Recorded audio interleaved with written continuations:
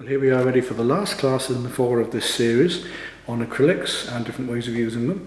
And today we're doing 2 pictures, in fact, not just one. We're going to be working in the old Italian method of doing black and white and then glazing over the top, as they used to do with oil paints. And then also using the ordinary method of using the body colour white and bringing up impasto with that and glazing those over by thinning them down.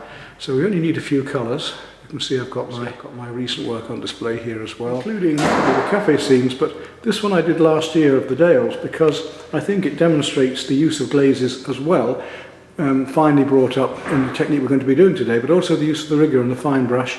And then for the next series of paintings we're doing, when I've offered to do a large Provence scene of the fishing boats in this way with broken colour and impasto. So I've got these examples in for them to see. Titanium white, cadmium red, magenta, cadmium yellow, turquoise, cobalt blue and black. All we're going to need for this painting, I hope. And we're only going to be using brushes. 2 bits of canvas board today. Draw it out first, and then we'll do the glazing one on the left and the more impasto and body filler one and body colour one. And everybody else is drawing them out. We're going to start with the black and white painting, and we're going to work from our mid-tones to our darker tones. I'm going to work on the left-hand one here, and because I'm doing a mid-tone, I'm going to take a little bit of white. It's going to dry it fairly quickly, and it wants to be fairly thick paint. Don't make it too thin for this job. You want to be making nice, bold greys. And a little tiny, put the white first, the tiniest touch of dark. It's going to be very strange, but now we're going to compare this tone to the photograph. So mix up the grey with black and white. Until I can get just the right consistency, a little bit of water, not too much. Now, if I come over to here, that's still too light. It's quite useful actually just to put a little tiny touch in your photograph even. If you look at this, now that look is, you can't see that paint going on there at all. So I've got that tone virtually perfectly there. And that's the white with a little touch of black in, whereas there I made it too light. So let's just try that on this one. So that should be about, yes, should be about the right consistency for that grey. So looking up and above there. Just block it in. Usually mid-tones are about the horizon of the painting. So wherever we see that, so we're doing the horizon. The horizon clouds. The horizon clouds, yes, we're doing the horizon clouds. Now, remember that if you're doing reflections, whatever happens up here, it's going to happen down below with almost the same colour down here. So I'm able to put my, quite quick this, just the tip of the brush, just don't worry about being too exact at the minute, because you better work backwards and forwards.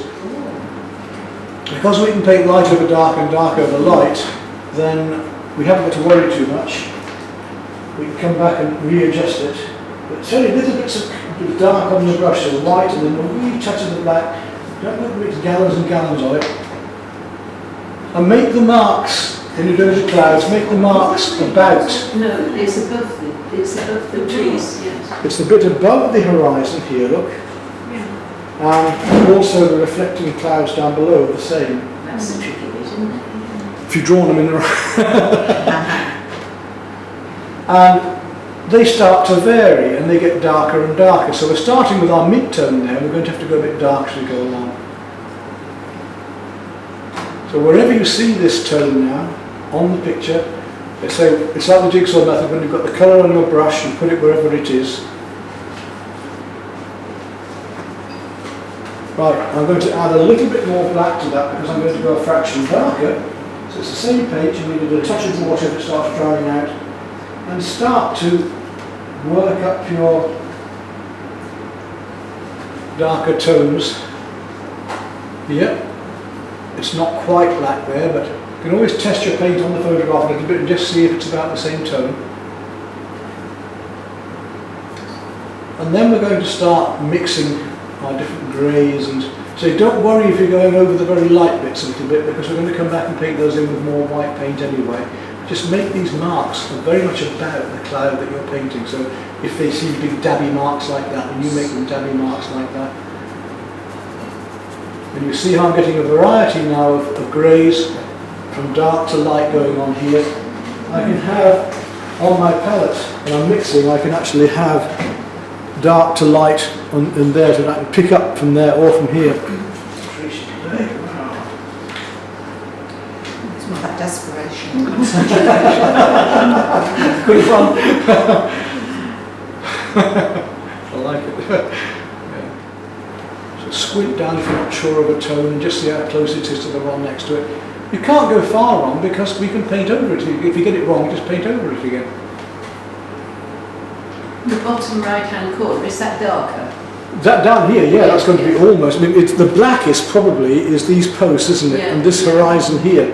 That's very dark on the horizon, and these posts in here. But that sort of, it's just one tone off black, isn't it? Yeah.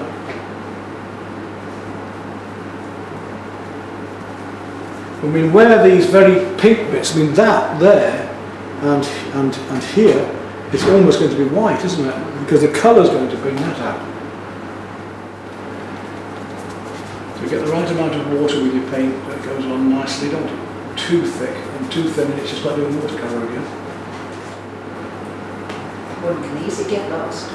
Oh yeah, but don't worry because you just come back over it and paint over it again. You know, just build up these major shapes, but it does take some working out. Oh yeah. Done the paler, then you can go on to slightly darker, is that the idea? So we've worked out from what I reckon is the medium tone here. I think that's Yes, about in the middle. yeah. Yeah. So you work outwards to your darker ones gradually, and then fight sort of your lights towards the end. You put them back in again. Or just Right. over. So what do I do now from having got these in the medium? You've got the medium. We'll start adding more back to it. Right. Putting darker ones in, like I've done up here. Look. So it's a subtle change to the darker, not Yes. as I do it. Right. You know, as you get more of the tones on, it becomes easier because you can start to see the different variations of greys more. It's just getting rid of this white at the start. And then between the lights and the darks, we can gradually go backwards and forwards.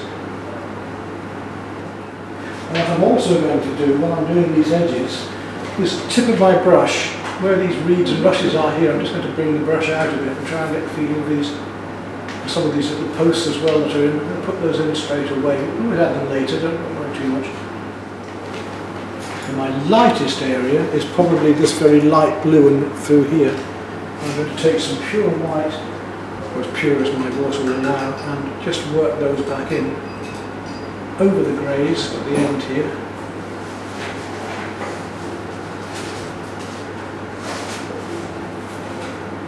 Fairly thickly, otherwise it's going to just turn into a grey again.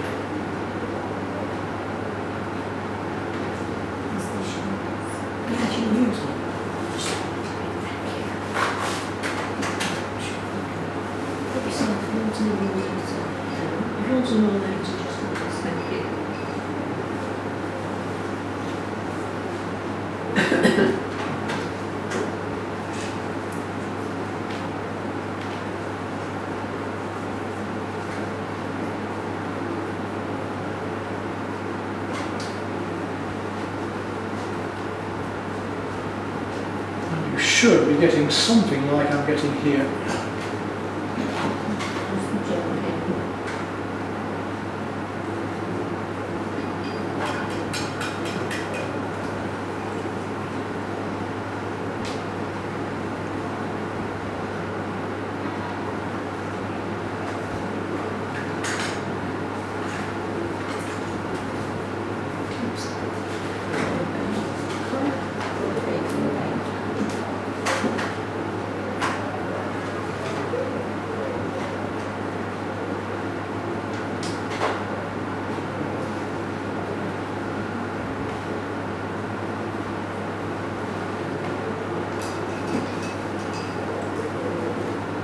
Use whichever brush suits you. If you want to use a smaller one, use it. Whichever.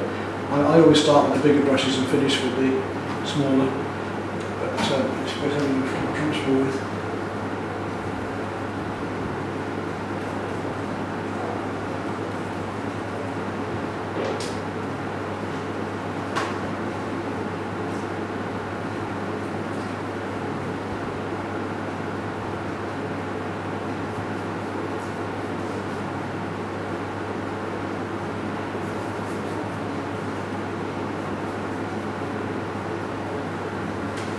Now this is also quite a good chance to try the dry brush. To show you that, I'm going to just take a bit of white on my brush and dry it out a bit. You want to watch this?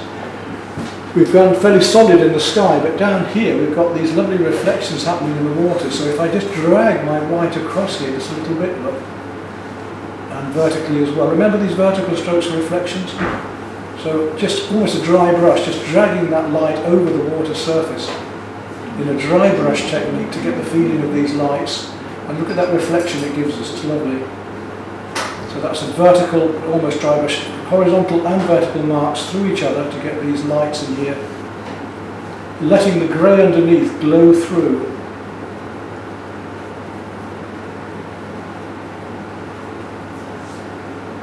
Be more solid in some places and less in others. Where the very light pinks and light blues are, then you're going to be almost white because you're going to come across that with the tints shortly.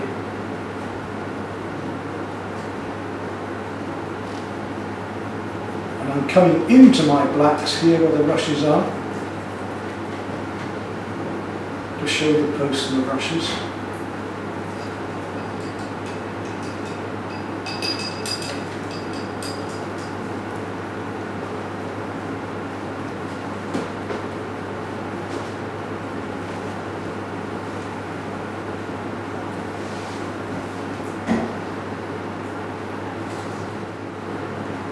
Really look where the lights and darks are.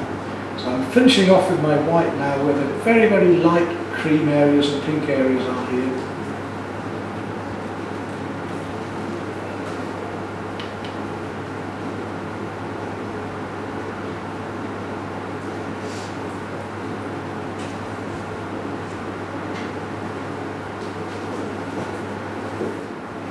Making a mistake, you can come back over it, mix your greys again, so don't worry.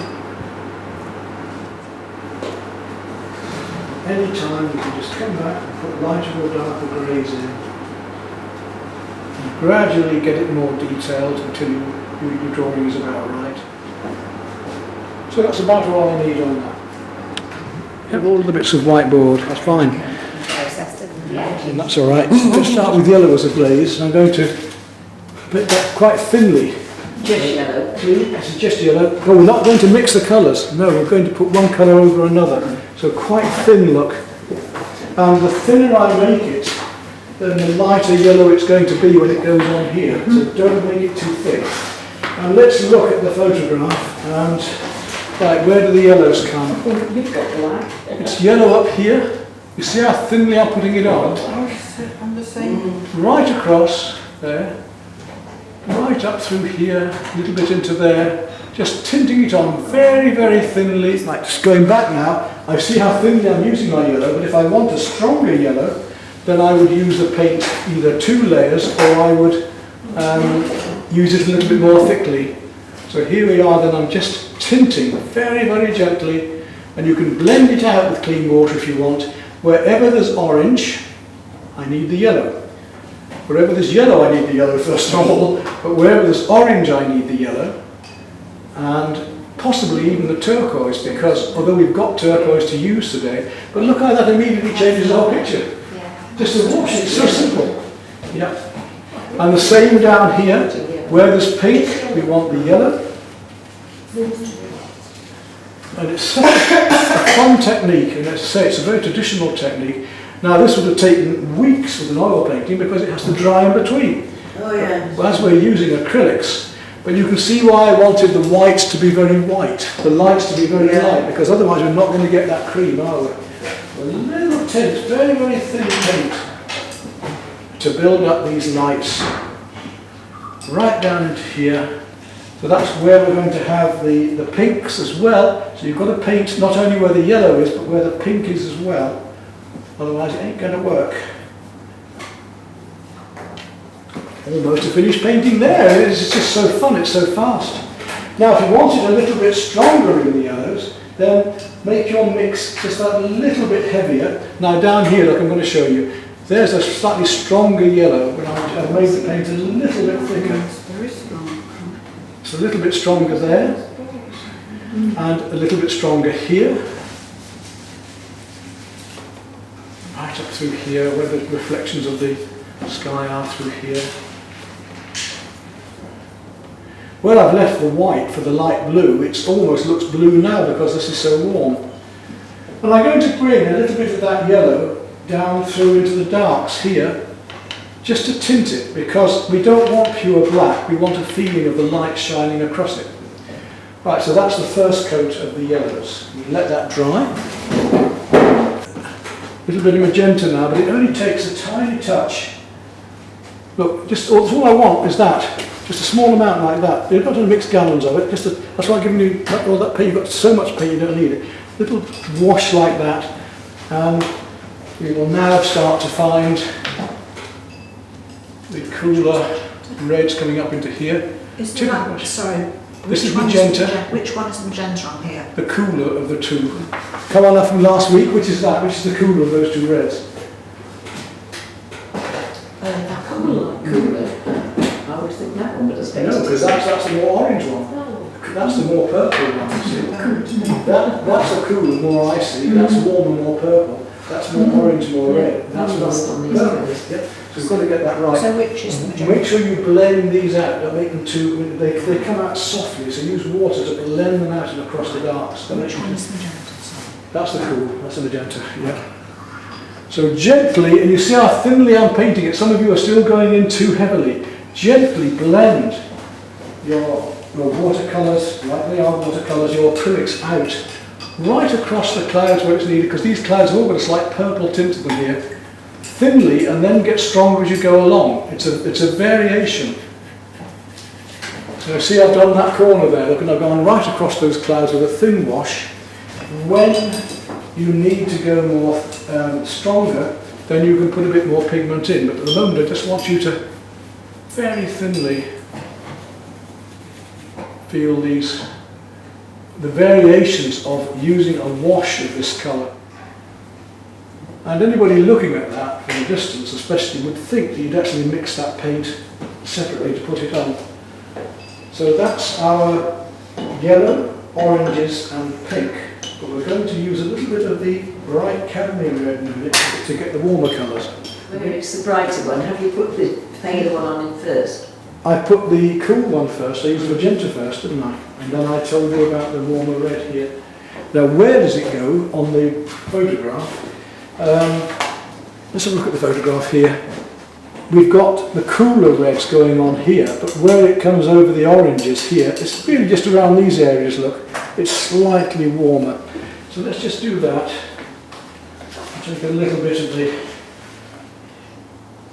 cadmium red, and look how different it is. I mean, look how bright that is compared to the other one, you see. But thin. I'm going to take it right down with the water. Keep it thin. Then you want the tiniest, and that is going to be much warmer. Doesn't take a lot of it, especially down here, that area there. Now look how, that's it there, look, there and there. You can see the difference in it, how much warmer, how much more orange, brighter red that is than the cooler one. So wherever you see that on the photograph, so if I use my photograph up here, it's coming through here, down here a little bit, it's coming through in the background there. Right, that's my warms done. Warms finished for the moment. We're going on to our two blues next, and that will almost do it. If we put any of the cerulean blue or the turquoise over the yellow, it's going to go a greeny colour. But we're going to actually cheat a little bit, because we're going to use the turquoise we've got to make it a bit easier for you today and giving you a break. Right. Little touch again, please. Turquoise. So, a bit of water on the brush, touch of the turquoise. Up here, you can see how it is next to the yellow there. And you photograph that. Thinly, you can always go thicker later. Come on to here, up the top here. Don't be afraid to go over your clouds. You can go over your clouds. Thinly, and we'll find right up through into these whites. Go over the clouds too, because this blue is coming over the clouds. These paints are not entirely transparent, so we're going to lose a little bit of the transparency. But don't go over your orange, don't go over your red. just go where you see the blue. It's a great way to work. We can go over the dark clouds with it too, because we've got a bluey grey on the clouds. So let's bring our turquoise, where the bluey grey is, let's bring the turquoise over these dark clouds here, look. Right through. Not here because it's darker, but the clouds up here have that bluey texture, so bring it through the clouds, not there on the horizon, but down here, yes, because it's bluer. Even down here, we're almost there then. The warm blue will be finished now, we'll just pull it all together. And so anybody looking at that, the chances are they'd think you put those colours directly on and mix them, but you haven't. You're glazing, you're mixing actually on the painting by using this glazing effect. Okay, finally, the cobalt blue, the warmer blue, which will hopefully bring this whole thing together. Now if I put that blue next to this one, look at the difference in that blue to that turquoise. It's much, much warmer. We would actually be even better off with ultramarine, but we're going to make do with this, but thin. Start very thin. I'm going to start up in the clouds here, letting this blue play against the cooler blue down below, right into all of the clouds where it needs just tinting. That warmer blue coming right down. And this will make the blue in the sky that we just did much, much lighter and greener, or appear to be that, even though it isn't. So a very different blue to the one we've just been using. And it's going to bring out the warmth of right down into the foreground here as well. It comes down into these bits of reed and rush here. And it really now starts to have a glow of a sunset, that's what we're after. So from thin, you can gradually make the paint a little bit heavier and thicker as you go on if you want to bring out these colours. And there we are, that's that effect of that painting. That's the way, yeah, from a distance it will look fine. Not close to us. That's good, you've got the light. Our final works down below. Six lovely little landscapes. Let's have a look along them, shall we? But it's done really well for that exercise this morning.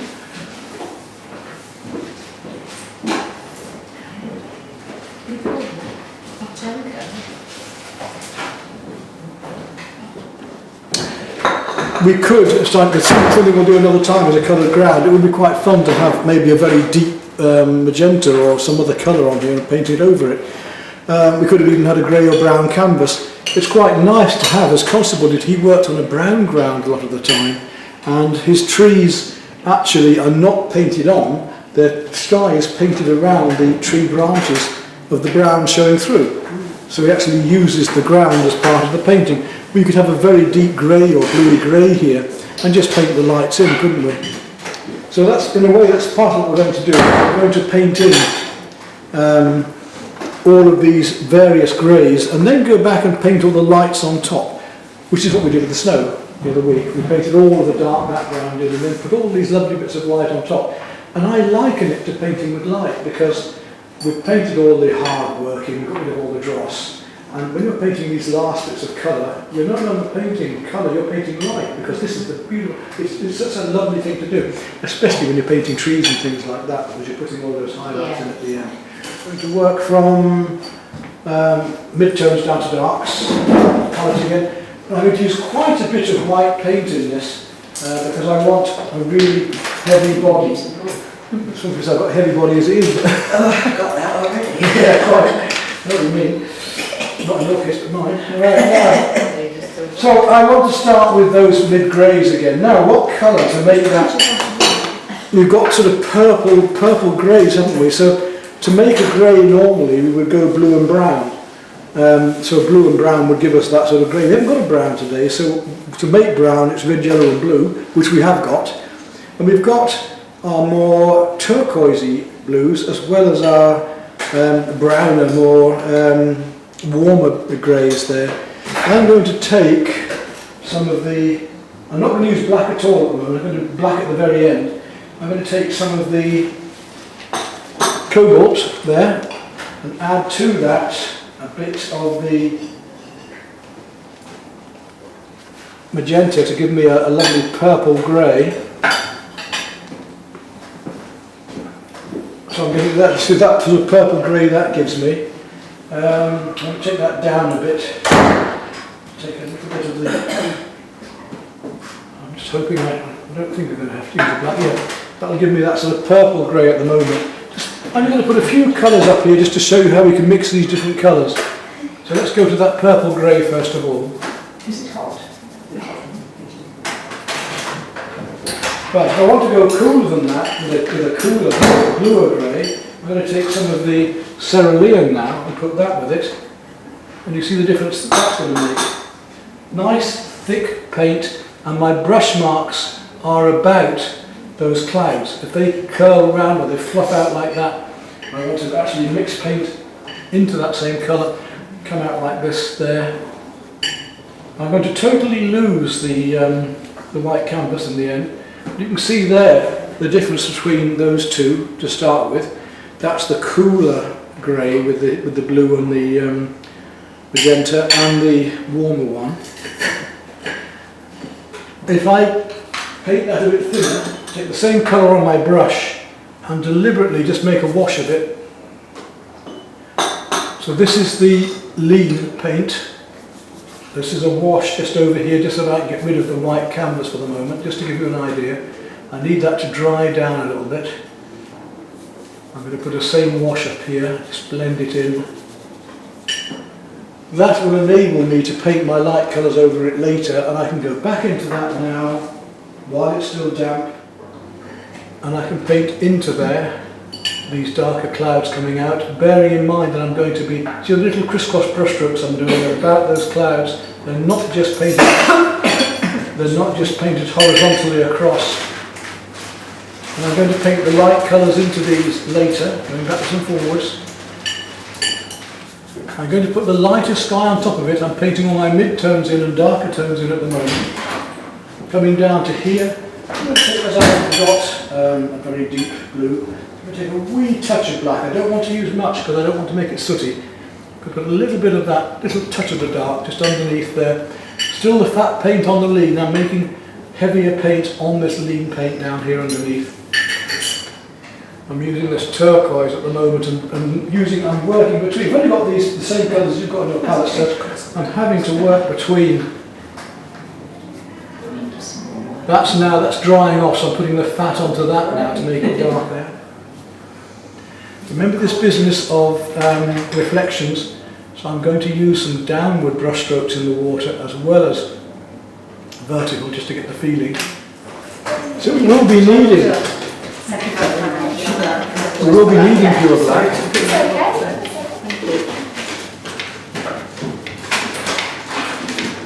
Fat over lean now. Fat over the lean here. And those posts start to come up into there. We can put the light over the dark, we can put the dark over the light. Just dabble, dabble, dabble. We can paint those trees all the way along to that line there. All the way across to here, and then we've got that coming in there. So that's fat on lean and working from the medium tones down to the darks, and just using the thinner paint to leave where I'm going to put lighter paint later, so I know where I'm going. I haven't lost all my drawing, and using the thicker paint where those thicker dark areas are. They're almost finished, those clouds where those dark areas are. So in this case we're going to paint from light to dark, and I need to get this lovely light turquoise, which is going to be white first of all. Again, we'll start with the white, and this paint's going solid on me. The tiniest touch of turquoise, just to start off to make it a light blue. There we are. That's the sort of lightness look. It's not far off white, but I want a little touch of yellow into that, the tiniest touch of yellow. Still able to do it with my... So we're going more to that. Now, that probably is about light enough. Let's just try it and see. So we'll take our photograph and we're talking just here. Now you see how that lovely yellowy light comes there? So it isn't just pure turquoise and white, there's that little touch of yellow. When we come across to here, a little bit more white in it, in the centre here.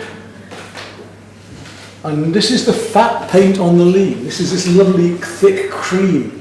But I've got to show you how to blend in a minute. So tiniest touch of water. You can't go on just dry. It's got to have a little bit of fluid. But if we come to here, look, and up into here, I'm going to put this on very quickly. And we can get this dry brush effect at the edges if I want this sort of dry brush going into the, right down to here. This is going light down to dark. Now, add a fraction more cerulean into that. So I'm going downwards in colour. Come across to here. Look at that lovely cerulean we get there, blending it in right up to here. Right, I want to show you this little trick now. That's fairly dry. I'm going to wash my brush. So that's the fat on the lean. What I want you to learn next is how we can blend those edges, both with the brush and with our fingers. So I'll take my brush and just a little bit of water on it and just tickle this paint out. Look, just tease it out, pick it up on the end of the brush, make it a bit thinner at the edges, just tease it out there, right up through here, teasing it out. And if you wish, you can use your finger just to blend. Look, can you see that all? You see that all right? So I'm just teasing with, look, I'm teasing with the brush like this, with water on it, but I can also use my finger to softly blend things in, okay? So I'm going to work my colours up from that white and turquoise, a little bit of yellow, through to there. Now I'm going to add a touch of the magenta.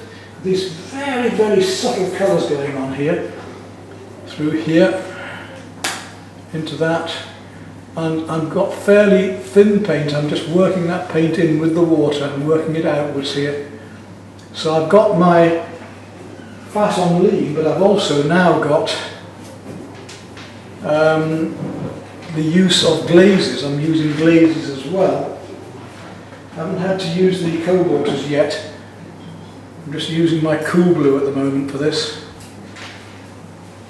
And you can see how with the use of the brush and water and just a tip, we can have thick, we can have thin, we can blend it out.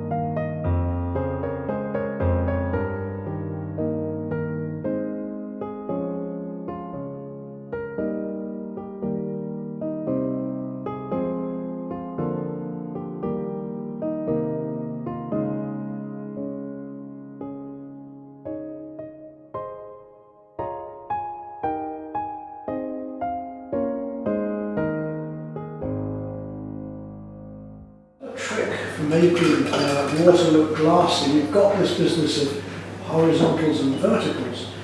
We've also been talking about dragging the dry brush across the surface just to get a feeling of ripples on the surface. But if you notice in the photograph there are a few little dark bits and pieces floating around. Let me just show you how that works. If I take a little bit of the black and the deep blue, I'm just going to make a couple of almost like reeds or ducks in here, just a few on the surface of the water, and it just gives the water surface a little more. You see that sharp against the rough against smooth. What did you do? Sorry. I've taken a little bit of dark Yeah. and blue, and I've been looking at these little bits on the surface here. Yeah. Now there's two ways you can make the surface. We could have dragging the brush across the verticals, which we're doing with a dry brush there, look. But also I can just pick up on a little bit of muck that may be in the water here like that, or a duck or something, and just put a little bit on the surface just to give a reflection. And sometimes you get two, and you'll get maybe a twig here. If I have a little twig there, then it's going to reflect there, look, as well. So I get a reflection of the twig here. It's quite fun, but it's just a bit twig, it works. And with my small brush at the very end, I just want to bring out some of these little bits of green. Right, that's where I'm finished.